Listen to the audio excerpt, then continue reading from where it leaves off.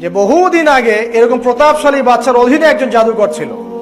এই জাদুকরের যখন বয়সটা বুড়ো হয়ে গেল, তখন সে তার ওই বাচ্চাকে বলছে যে আমার তো বয়স শেষ, আমার এই বিশাল জ্ঞানগুলো কি করব, আমাকে একজন বালক এনে দিন, যেই বালককে আমি এসব জাদুবিদ্যা শিখিয়ে দিব। যেরকম ছোট বাচ্চাদের মধ্যে একজন।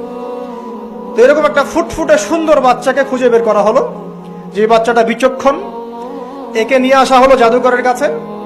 এবার জাদুকর তাকে জ্ঞান শিখায়, জাদু শিখায়। জাদু শিখাতে শিখাতে শিখাতে শিখাতে সে একটু পরিণত হচ্ছে, মানে কৈশোরে পদার্পণ করল। এখন সে যখন জাদু শিখতে আসে, আসার পথে রাস্তায় দেখে একজন পাদ্রী আছে।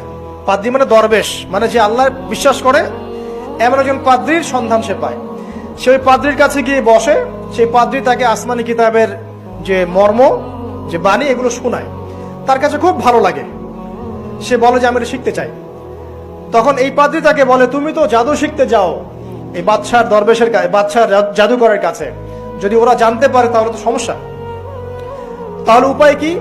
যখন তুমি ওখানে যাবে, যখন দেরি হয়ে যাবে, তখন বলবে বাসার থেকে বের হতে দেরি হয়েছে, বাসার থেকে বের হতে দেরি হয়েছে। আর আমার এখানে বসে যখন বাসায় যাবে, তখন বাসায় গিয়ে বলবে যে ওখান থেকে, ওই যে জাদুকরের কাছ থেকে আসতে দেরি হয়েছে। মানে কৌশল অবলম্বন করতে তিনি শিক্ষা দিলেন। এবার এই বাচ্চা খুব সুন্দর করে ব্যালেন্স করলো, একবার এখানে যায়, একবার ওখানে যায়।